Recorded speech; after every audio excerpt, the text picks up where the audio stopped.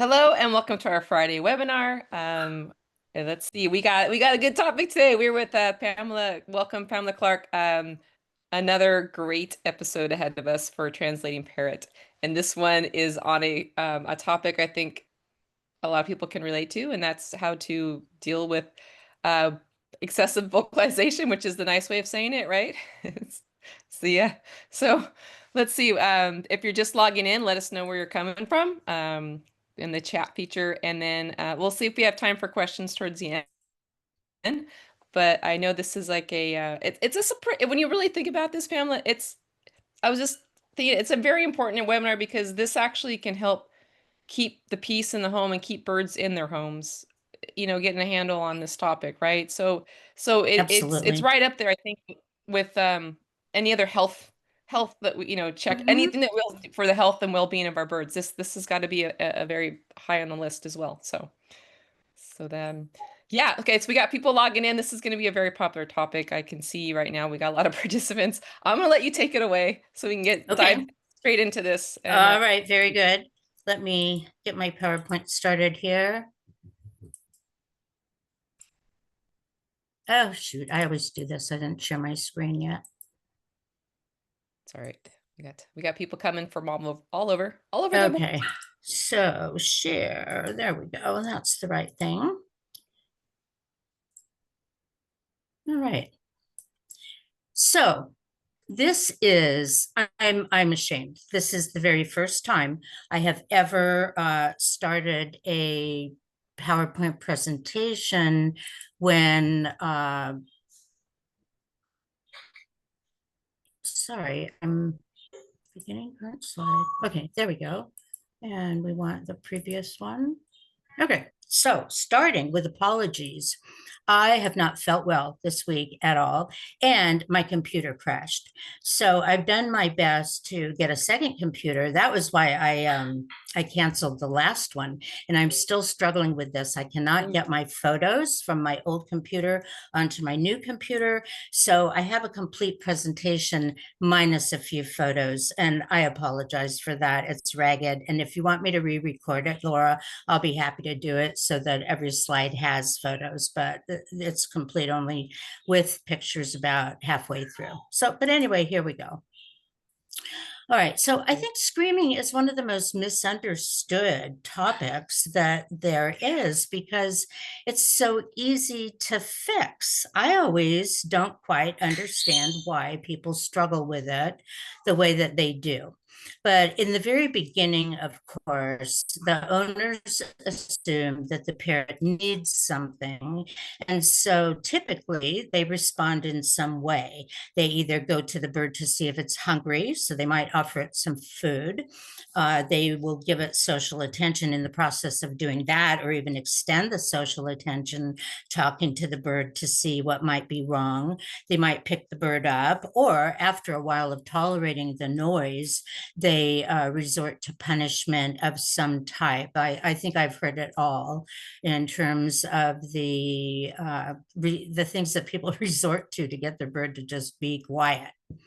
So, what is normal noise? I think Amazons are they exemplify what normal noise is. They typically will call out morning and evening. In other words, they'll have a screaming jag. It usually lasts for about 10 minutes. It's typical of cockatoos as well. My Moluccan Cyrano, when he was with me, he would pretty predictably get loud, especially in the evening. It wasn't so bad in the morning, but especially in the evening.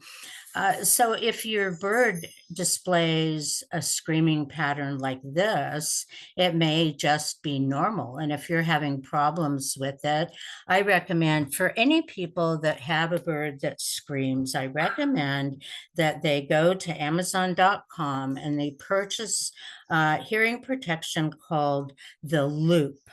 I've heard only great reviews about these. They are earplugs, but they're special earplugs. And I can't show you with these headphones on, but they're attractive. It's just a little ring that you put in that shows on the outside of your ear. And these have been engineered to reduce the noise by 20 decibels. So, everybody knows that we have to ignore the screaming, and everybody has trouble doing it. So it is true that you have to ignore the screaming. If you're having a hard time doing it, please get a set of these or some other kind of hearing protection that is convenient for you to wear. Those are convenient because you can still have a conversation and hear what your partner is saying. You can listen to the television without any problems at all. And then, of course, because parrots are flock animals and they will do what other flock members do, when the family is being noisy, then the parrots are going to be noisy. And there isn't really, the parrots are not being bad in that instance. They're just following along with what the family does.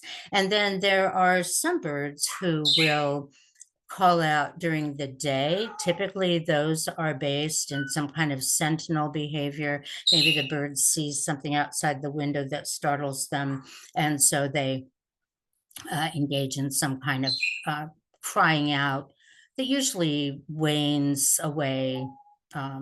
Especially if you know it's sentinel behavior, you can just tell the bird, hey, it's okay, and they'll usually just stop being noisy. So what is excessive noise? Well, I would say screaming longer than 10 minutes. And this is very flexible, but that's, if you want to pin it down, I would say that screaming is usually longer than 10 minutes. And when most vocalizations that the bird offers are screams. So that's when you'll have a screaming problem, and you'll either want to refer to this presentation or come call me.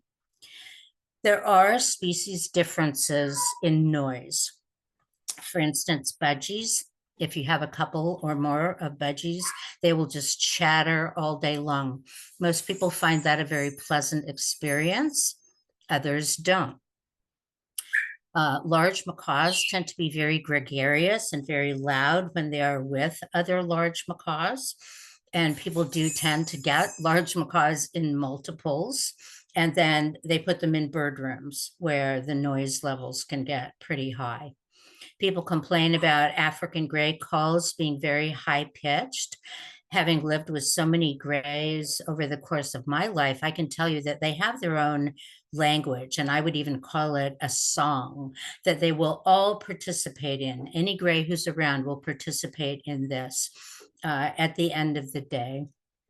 But then they also are drawn to very high-pitched sonic sounds. That bothers some people. Cockatiels make a particular noise that I don't like, and many others complain about it as well. It's just very, has a certain tone to it, goes right through your brain. Pioneers too. So really the reality is there are no quiet parrots. There are things that will influence the amount of noise that you get. If we were using language consistent with applied behavior analysis, we would call these distant antecedents, because they sort of set the stage for the noise problem to arise. They don't cause the noise, but they will set the stage for higher hormone production. And when a bird has higher production of reproductive hormones, then they are likely to be noisier. So foods that offer high carb, high fat energy will create more noise or set the stage for more noise.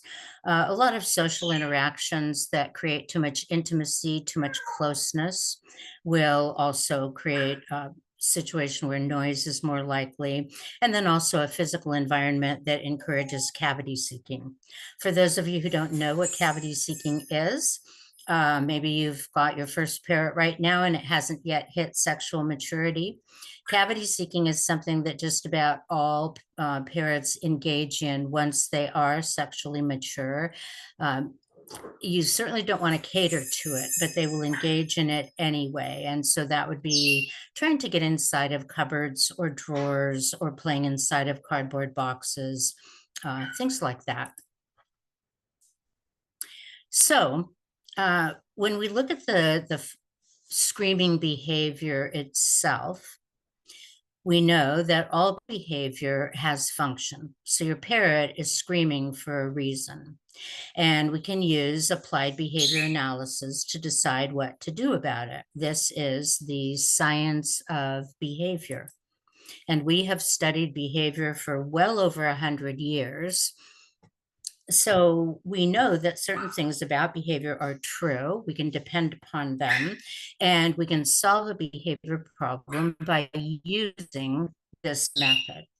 So applied behavior analysis uses something called the ABC analysis of a behavior. The ABC is considered to be the smallest unit of behavior that we can examine.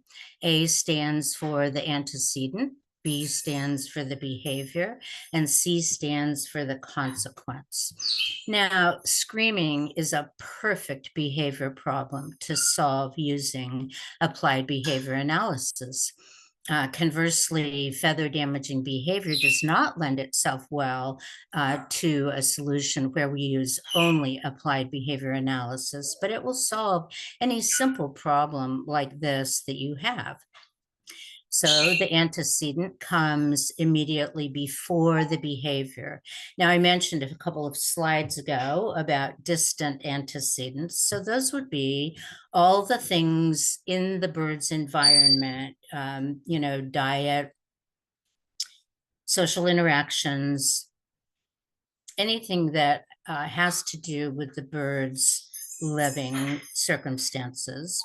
And but then the immediate antecedent will come, just as it says here, immediately before the behavior, and it sets the stage for the behavior to occur, which means that the behavior will not occur unless this antecedent is in place. So remember that, because with some screaming, you can just simply change the antecedent and your problem will be solved in that one circumstance. So to give you a good example, I had a client with a couple of very screamy conures, and when I asked him if there was anything that triggers the screaming, see, in that sentence right there, I was asking about the antecedent. Is there anything that triggers it that comes right before the behavior? And he said, oh, yeah, we have a shower perch on a window, and there's a bird feeder right outside that window, and we get lots of activity there, and the birds just scream their guts out while they're on that perch. So I made the obvious suggestion, either eliminate the perch or move the perch to perhaps a quieter window. So that was a way of changing the antecedent in that particular circumstance. And then the consequence comes immediately after the behavior, and it determines whether that behavior will occur again in the future or not. So if the consequence is something that the bird really likes, then he's more likely to perform that behavior in the future again. If the consequence is something that is punishing, something he doesn't like, then he is less likely to determine or to offer that behavior in the future again. So let's look at some of the distant antecedents that set the stage for the behavior to occur. Bird rooms are one of them. Birds who live in bird rooms tend to experience frustration. The reason for that is because parrots, again, they're flock animals. If we want to know the best way to keep them, we've always got to refer back to that reality. And so any bird in a flock is going to have a set idea about what proximity is appropriate to other flock mates. When you put birds in a bird room, then you eliminate any opportunity that they have for closer proximity to you that would help them just feel more satisfied. As I already pointed out, a high energy diet will do it, increased hormone productions, and again, as I said here, lack of necessary proximity. I mentioned multiple macaws in a bird room. That is definitely an antecedent that sets the stage for it. Can't give anything else right now. Oops.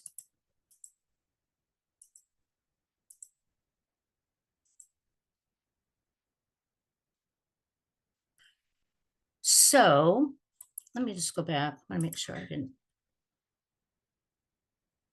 Yeah. So consequences come immediately after the behavior. They determine future behavior. So reinforcement will increase future behavior and punishment will decrease it. So what is reinforcement? In reality, reinforcement is anything that the parrot values. All parrots, if they've lived with you for some time, they're going to value your specific social attention. So you can influence your parrot's behavior just by reacting socially.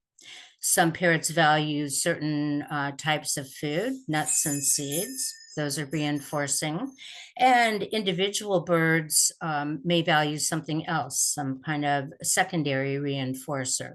Food is what we call a primary reinforcer, something that a bird needs to live. So we typically start out, if we want to train a bird, we typically start out with food. But we can't neglect the fact that social attention is very powerful. It is usually social attention that creates a screaming problem in the first place.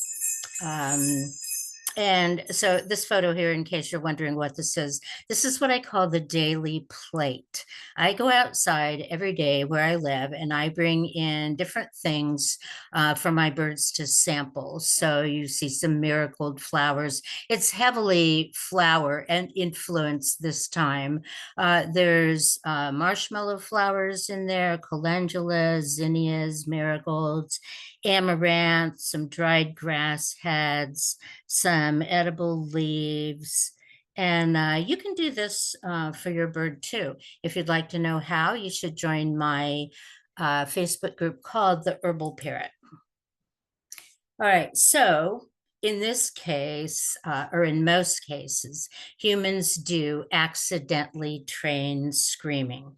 The parrot screams and we respond in some way because remember, we believe that the parrot wants something and it's our responsibility to figure out what that is. So this is a quote from a client who filled out a behavior questionnaire for me. And he said, he's talking about his 8-month-old Quaker parakeet. When she calls, I approach Whips the cage and try to see what the problem is. I give her more popcorn if there are only small pieces left, or I give her more sprouted seeds. Sometimes she still calls and just wants me to pick her up. So if we refer back to the last slide where the consequence of a behavior can influence future behavior, I hope all of you listening can see that when a bird calls, if you go and give them popcorn or sprouted seeds, or you pick them up, you are training them to scream. Okay, so what do we do? Sorry, this is where my photos run out. So yeah, social media is full of suggestions about what we should do. Put the parrot into the cage for a timeout, cover the bird, spray it with water. The problem with those types of solutions is they don't offer a permanent solution. Clients will say to me, well, I spray it with water and it works. What they're really saying, though, is that it only works for that 5 minutes after you spray it, and then it's going to occur again. The reason for this is because birds don't actually consider a lot of these interventions to be punishment. And they can, in fact, serve as reinforcement. Birds don't really care if you cover their cage. It's a nice, quiet little interlude for them. And they got your attention. That's the thing. They got you to get up and come over and cover the cage. Now, something that most people don't realize is that predictability is a very strong reinforcer for parrots. I believe it's actually a primary reinforcer, something that the bird needs to live for their mental well-being. At least in captivity, they need to be able to predict what is going to happen next, and therefore it's highly valuable to them. So if they scream and scream and scream until you get up and cover them, that actually serves as reinforcement. The same thing with putting the parrot into the cage for a timeout. Now, consequences have to be delivered immediately for them to be effective. So if your bird is screaming and it takes you 3 seconds to walk over there and pick him up, and then another 4 seconds to go over and put him in his cage, that also is not punishment, because he doesn't know that those words time out are supposed to be bad for him. And going into the cage is not really that big of a deal. He knows he'll get out again. So it serves as reinforcement. And then the worst part of the fallout here, though, is that these are all types of punishment, and punishment will always break trust. Parrots are highly intelligent socially and emotionally. And so they, over time, if you are spraying the bird with water, initially it may not seem as a punishment, but the bird may get into fall into a relationship with you where they stop being compliant. They just get angry with you, and that will happen. Birds will get angry with you. Now, I want to talk for a minute about noise that doesn't fit the mold, because I do get sorry, having trouble with my words today. People will call me and they will say that their bird is screaming, but in fact, it is not a screaming problem. And it is one of two other situations. One is a case of very poor husbandry, where a bird really has no training, maybe only gets one type of food, pellets for a diet. It has very little enrichment. It has a very small cage, doesn't get out of the cage much. Those birds may develop a verbal stereotypy. And very commonly, they will hang on the side of the cage and just call out the same sound over and over again. And it's just like, ah, ah, ah. It's very sad. Even sadder, however, is weaning trauma. I have come to the conclusion, along with my consulting collective mentees, that most new birds, if they're going to a home as a weaned baby, they should be evaluated for weaning trauma, because any of the birds larger than, say, a sun conure are now regularly victims of weaning trauma. So what is weaning trauma? It is trauma that has occurred to the young bird as a result of being force weaned much earlier than they might have been otherwise. So these babies will go into, the breeder will label them as weaned. But once they get into your home, that baby again will emit a repetitive single sound that will increase in intensity. It will drive you crazy. I mean, you will feel like you have to do something to help this bird. And it will usually be accompanied with wing flapping and kind of a begging posture where the bird is oriented upward. Also, the bird may not be eating well, and there may be potential weight loss. And this can even be an older parrot.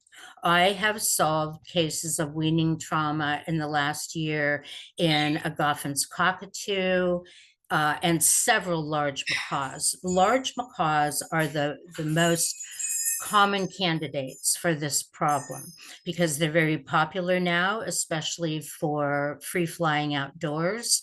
And a large macaw, if it were to be weaned by its parents, would not be weaned until it was a year old. And yet these birds are going into their new homes at the age of 6 months. So this is a very serious problem. Very serious problem. And what happens is these birds must be reweaned with the help of someone who is experienced and knows how to do that. That would be me, That would be Dr. Amy Zhao, my associate, and Ray Rosenquist, my other associate, who has just graduated from being a mentee to having launched her business. I would not trust anyone else to know how to do this, including a veterinarian. Why? Because this is not just about food.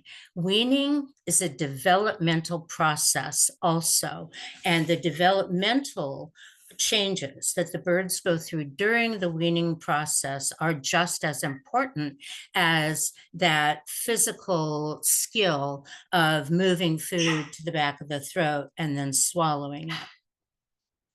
So what are strategies that work if you have a screaming bird? I bet this one is going to surprise you because it's not one that most people would put out there. But remember how I said that birds love predictability? If you make their lives more predictable, then they will shut the hell up in many cases. In other words, they know what's going to come next, so they don't have to scream about it. So I prefer to adhere to one that mirrors the wild.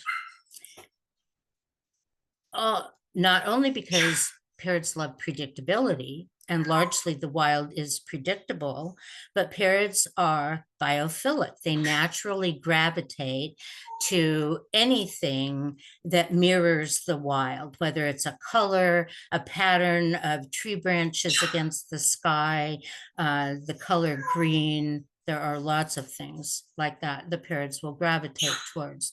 So here's how you schedule a stable type of life for a bird. Forget the 12 hours of sleep. It's a myth. No birds need 12 hours of sleep a night.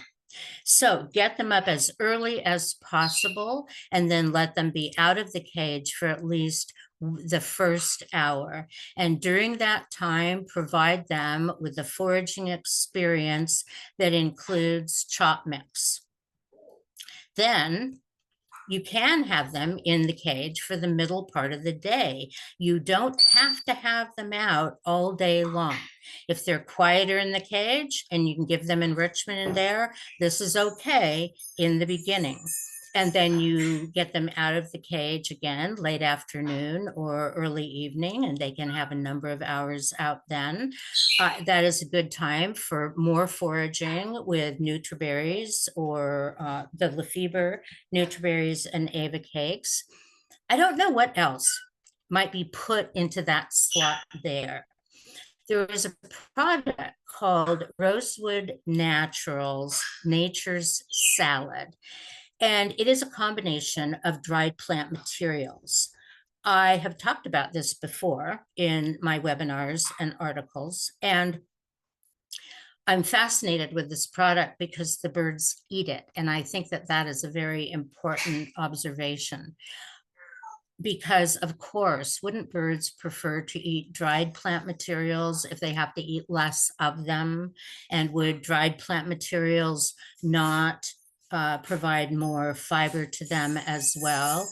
Plus, that mix provides a perfect foraging opportunity, because if you put treats inside the mix and then you mix it all together and put it in a bowl for your bird, they will forage through the nature salad mix, eating some of it along the way, but also forage for other foods that you might put in there, like the nutriberries or Ava cakes. So it would really take the bird a long time to go through that. Same thing with the chop mix in the morning. I don't know if it's occurred to any of you yet, but a bird who has his face in the food dish is not screaming. And then we let the bird choose their own bedtime. And the way that we do that is we just watch them. And when they appear to go to that favorite perch and start to settle down for the night, that is the bird's bedtime. Now, other strategies that work. I said that diets with high metabolizable energy are going to cause more screaming. So, of course, we want to try and keep the diet low in metabolizable energy.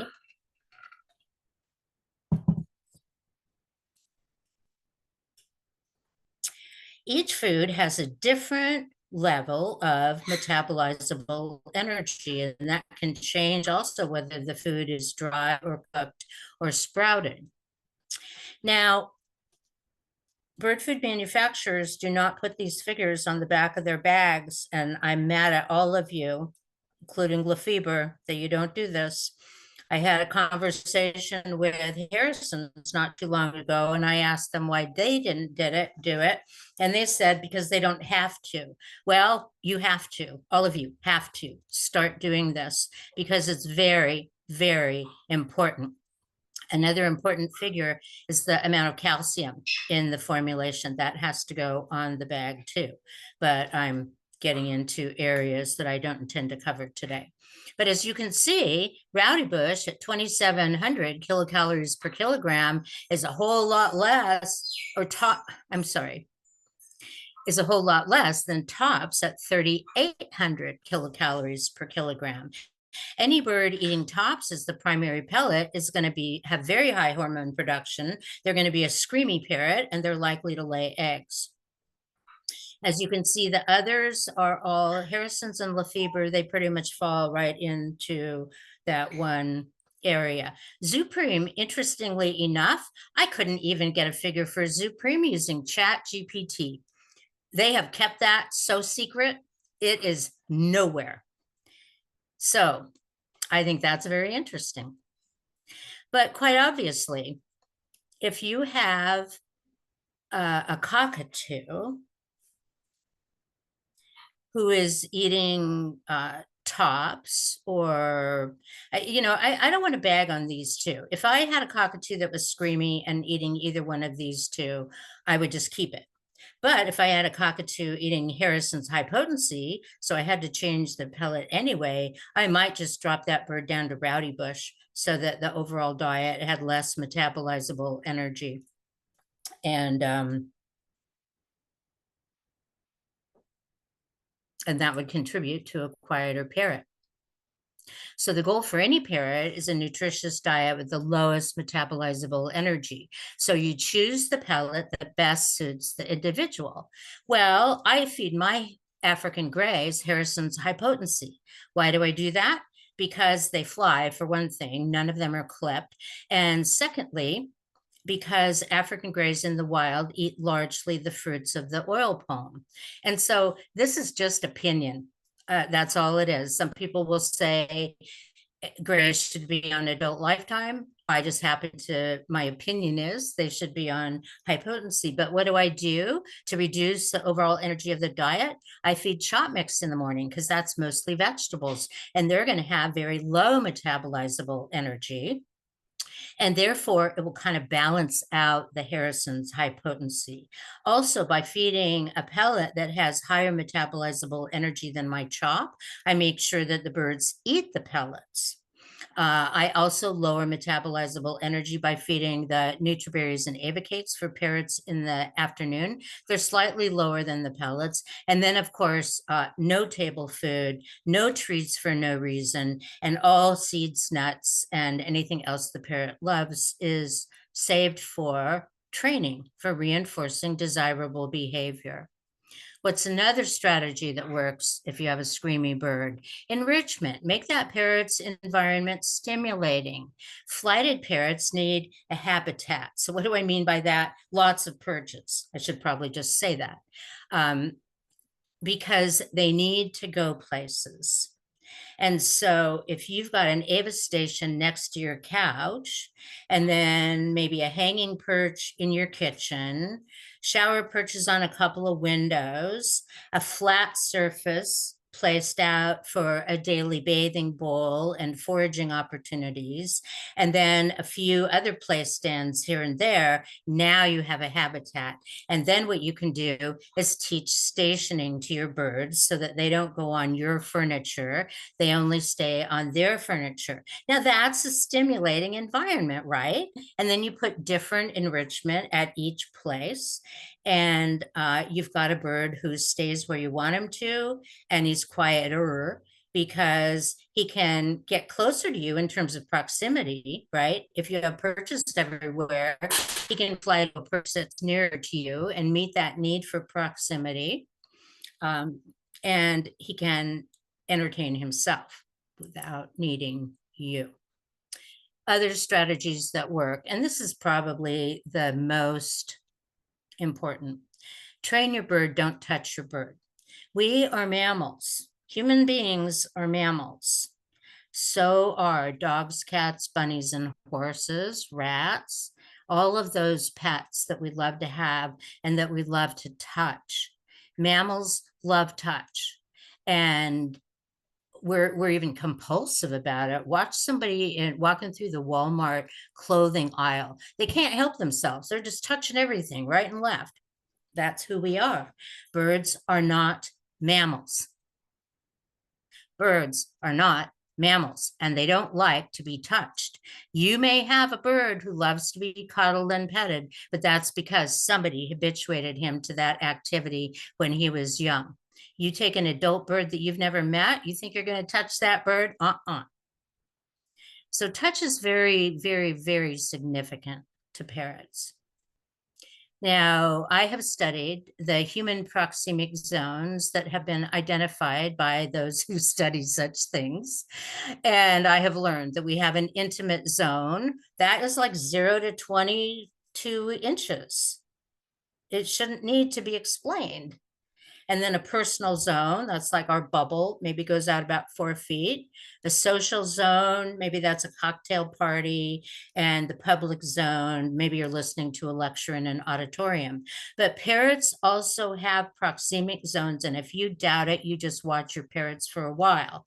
Now, I'm the one who has done the research into this, so I claim it. And I will tell you, and I have told people for years, if you put your parrot in your intimate zone, that bird is going to form a pair bond with you. And then you know what's going to happen? You're going to get screaming 24/7, and you're going to get a bird that will not leave you alone. He's going to fly to your shoulder. And if he can't fly, he's going to sit on that perch and scream his guts out until you come get him out. So we have to keep our parrots in our personal zone, and they will do that all by themselves if you give them flight. It's really interesting too how this happens. My great big main room is both kitchen and living area, and it's where the parrots are. So on one end is the kitchen area. And when I'm in that area, they all gravitate over to perches that are within about 2 to 6 feet from me. And then when I go over to the other end of the room to sit down and relax, guess what? They're all over at that end of the room. If you allow your birds a comfortable proximity to you, you're going to get a lot less noise. All right, so in any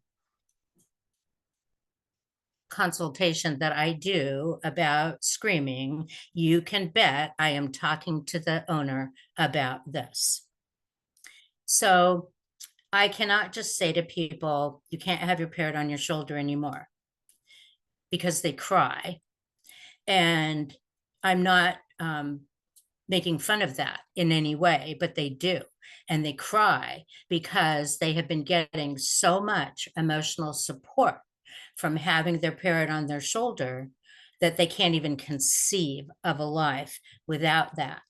So you and anybody else who's had your bird on your lap or on your shoulder or your knee or your arm or anywhere else, your head, for long periods of time, you likely are going to need to do something like this, have a program for transitioning the parrot from the shoulder to the perch.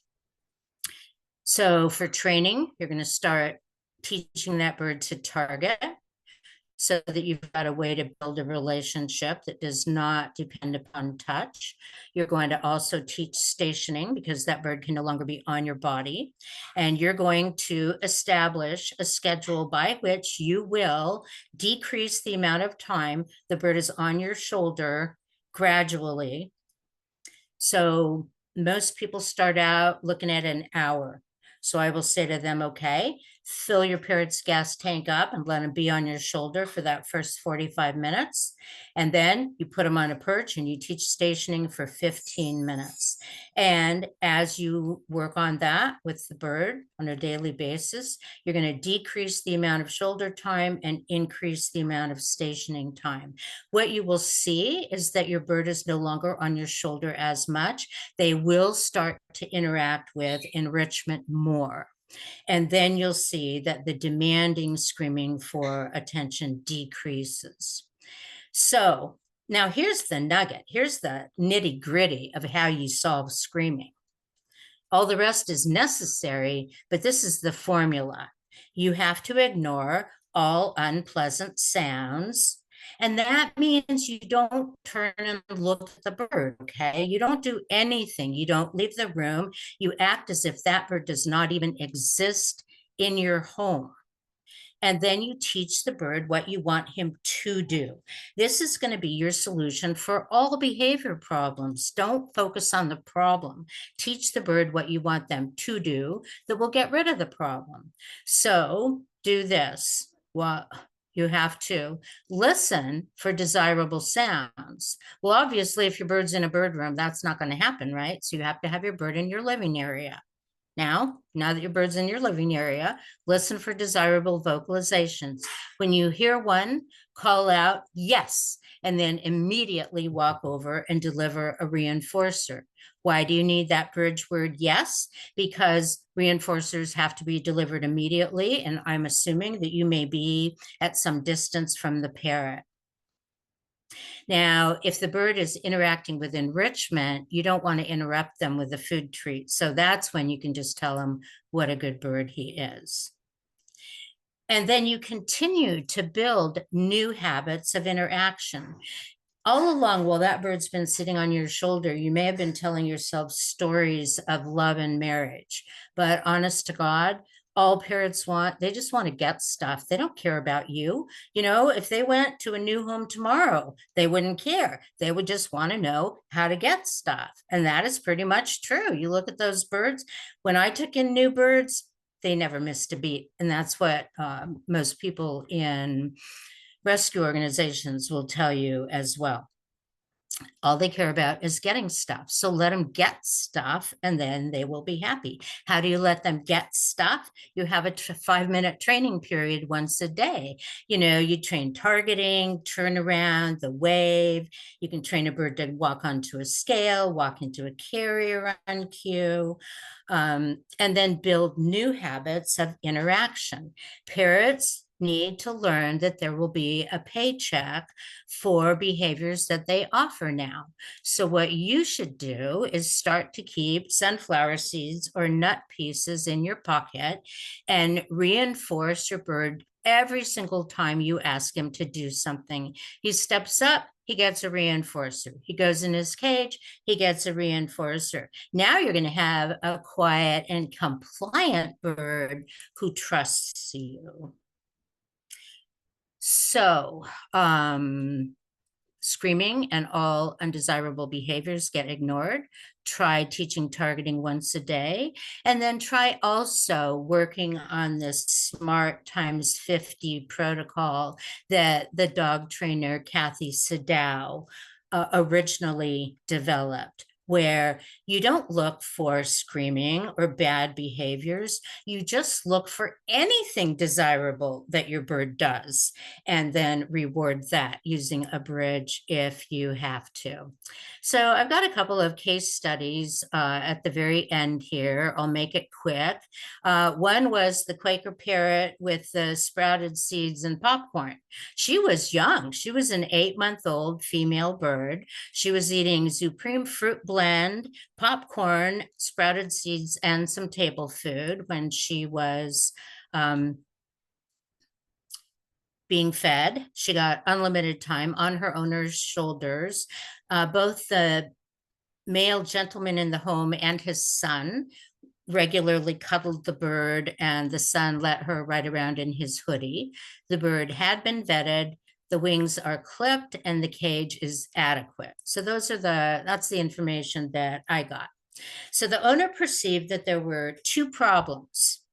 The first problem was relentless contact calling and the I want something call.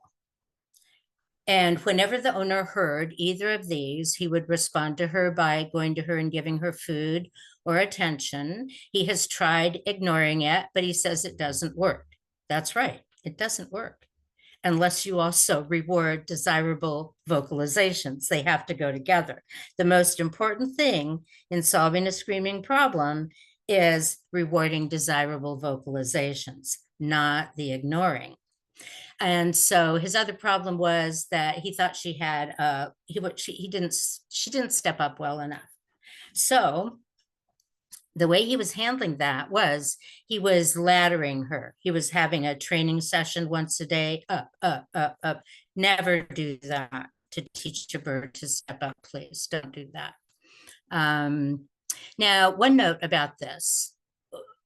There is no such thing as relentless contact calling. When a bird makes a contact call, it's once, and then you call back. That's a contact call. And that is the form in which it takes in the wild in most cases. And so, again, you're going to lump these in together, right? You're not going to separate out contact calling with I want something calling. He thinks they're different, but he doesn't like them. So all he has to do is ignore both and reward desirable vocalizations.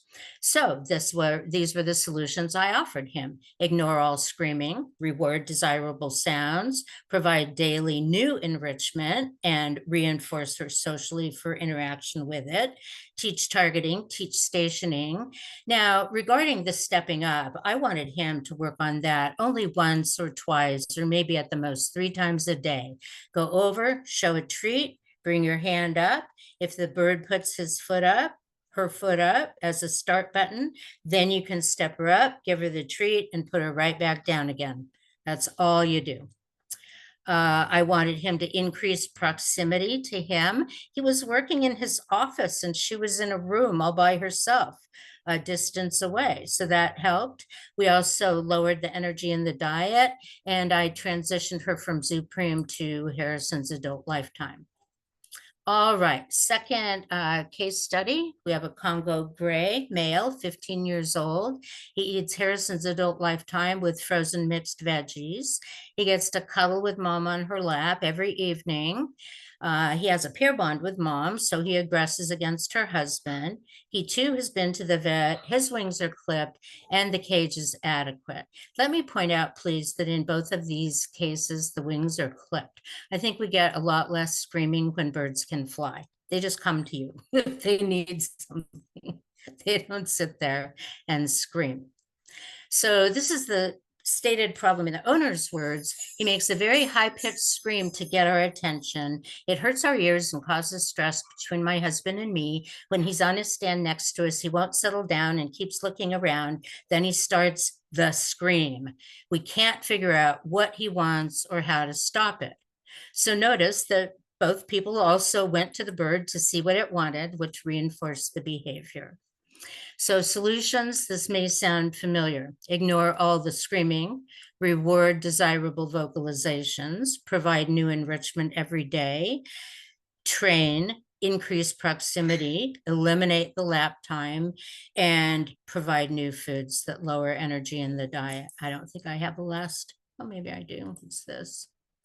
So in summary, to solve a noise problem, correct any features of the parrot's life that increase hormone production. Ignore the noise 100%. Reward desirable noises with a bridge word and a food reinforcer, and give that bird more to do.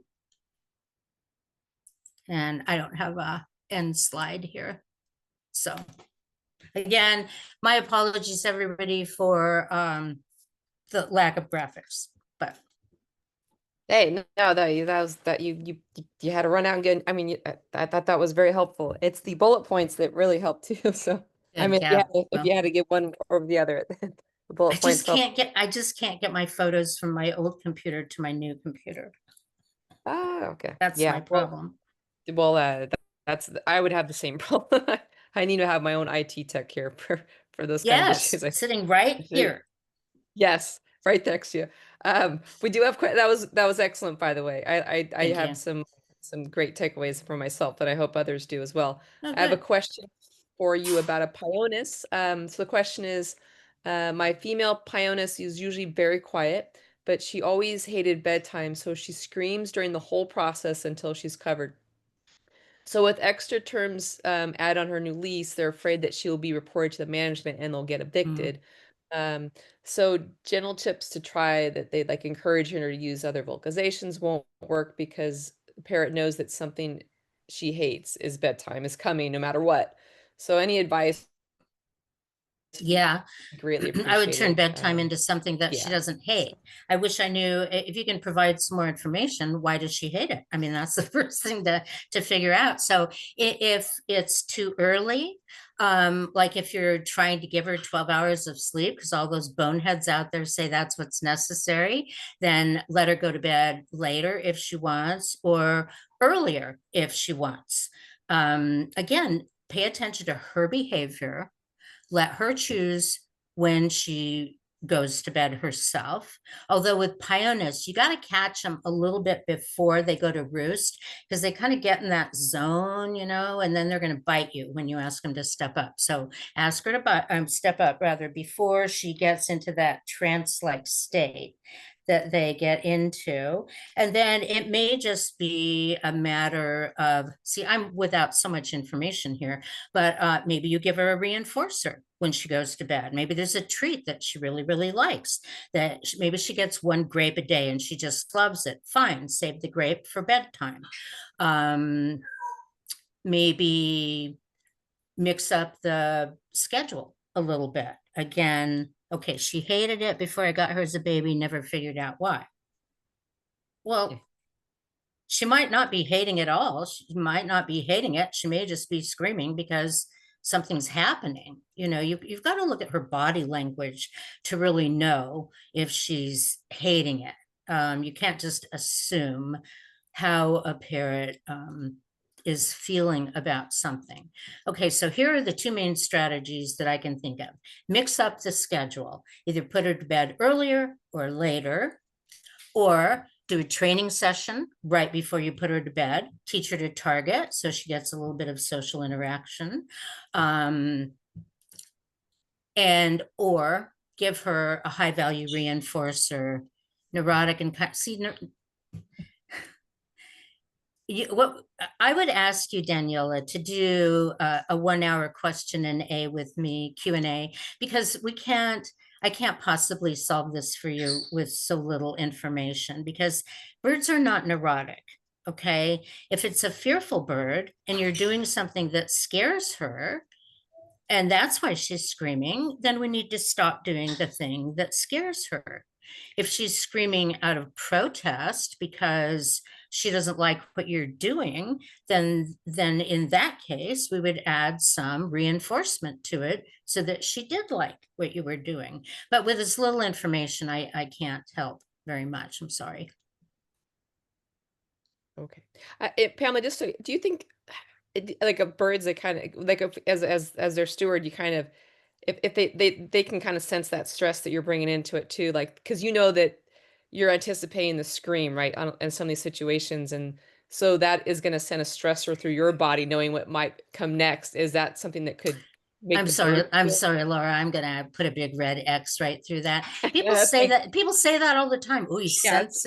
he senses that I'm depressed, or he senses this or that.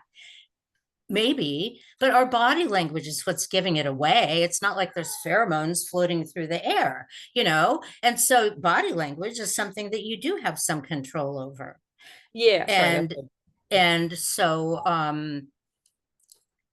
if you are feeling stressed as you put your bird to bed, that is not going to make your bird scream.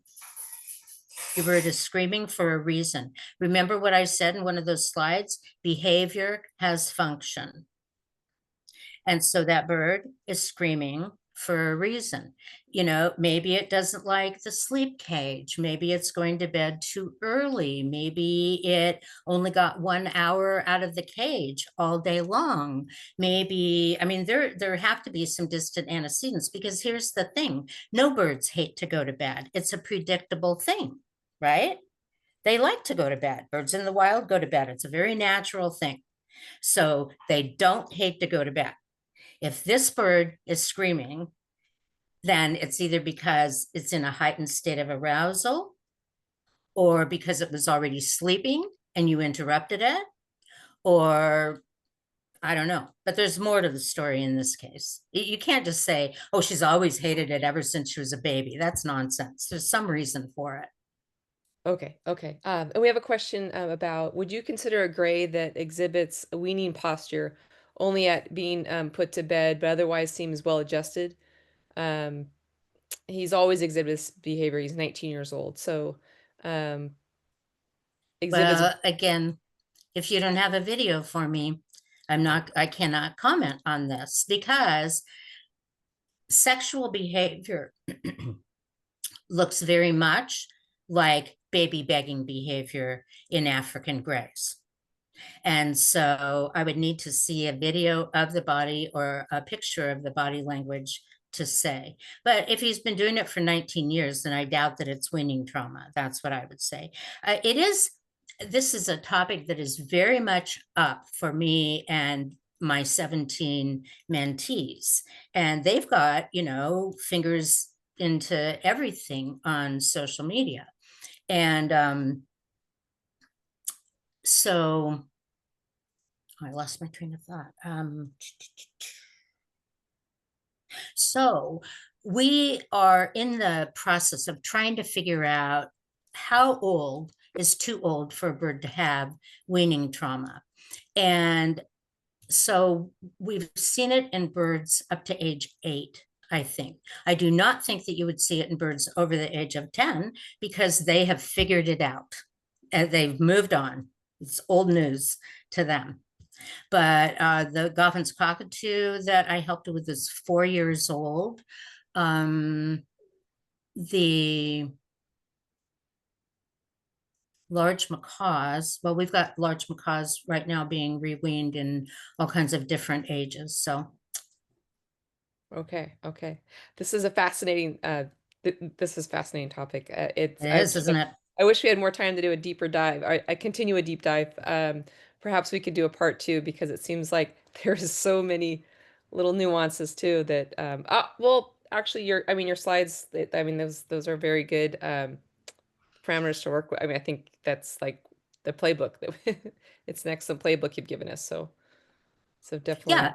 Well, it's a different topic. I remember when you asked me about webinar ideas, I told you I wanted to talk about reweaning, but Tom Tully was doing a thing about weaning parrots. So we just decided it was too much. So that was why we chose the 2 we did. But I can do one on reweaning at some point if people would like that. Yeah, it's fascinating. Okay, okay. I'm really glad that we're able to get you on with this topic today. I know we had to Yeah, me too. schedule stuff, but this was great. It's a great way. I don't know why the kickstart. Just the start to a month. It kind of sets an exciting tone for the learnings Yeah, ahead. yeah. Next Friday, for just a reminder, everybody, we have Dr. Pilney on with us again, and he's going to cover the impact of attachment in pet birds on psychological well-being. So there's a mouthful, but that's an interesting topic right there. Coming up next Friday, kind of like piggyback off of this one in a way. I kind of like it. And okay, so yeah, and then just real quick because I didn't realize we just like flew through the hour here. Just got I announced know. giveaway, and that is going to be going to Glynis McManamom, pumpkin spice nutri-berries, another Lafeber product of your bird's choosing. And Pamela, we'll see you. When do we see you next? Sorry, I because I think know. it's not till spring. Okay, okay. We'll have to. You mean like next? Wait, spring? We're Yeah, I actually think the next one is spring. okay. Wow, I didn't realize that far out. Okay. I'm We'll keep happy to do more earlier, but Okay, we'll see what topics. I mean, these okay. brainstorming, and I'm just curious if anyone has a topic that they think we haven't covered yet that needs to be covered. Send us some Yeah, messages. Let's see what we can, see one that maybe we can come up with. yeah. We've covered a lot of important topics. You've done a lot of really important topics for us. So And yeah. if I might just, before we leave, say that even though it seems simple on screen, as I explained it today, people can have a very hard time actually implementing this. So come do a consultation with me. If you can't do a consultation, join my community. It's the parrotstewardcommunity.mn.co, because we do a live stream every Saturday from 11 to 1, and I solve people's behavior problems on that all the time. It is a subscription-based service. It's only $17 a month. I'm about to raise it to $37. So if you're interested, you might want to join now as opposed to later. If you absolutely do not want to pay Michael Tulper 1 minute. If you don't want to pay any money for help, I have a Facebook group called the Parrot Fact Lab. You can join that and you will get helped by me and my mentees, who are my moderators. Tulper, definitely do not clip wings. It is not ethical to remove flight from another species. Okay. And just I think we updated your bio page on lafeber.com, so it also has your, did we? Couldn't find it. I went to it and I couldn't even find it. I'll try and find it Okay, we'll have again. to make sure, because that'll also have the links, I think, for your for the Parrot Steward. And Somebody's already asked to join the Parrot Fact Lab. All right, Shayna, you're in. there we go. All right, another member. Oh man. All right, I gotta sign us off. That was Okay. that hour this week. Be Okay. fun. All right. Bye, There you go, everyone. guys. Thank you very much for attending. Thank you, Pamela. Another great presentation. Even, I mean, the photo, I didn't even, I mean, it was like you powered through a PowerPoint on a new computer and it was fabulous. So thank you. Thank That you. was a good Thank you job. very much. All right, everybody. Bye-bye. Everyone have a great weekend. Bye. All the best in your flock. Till next time.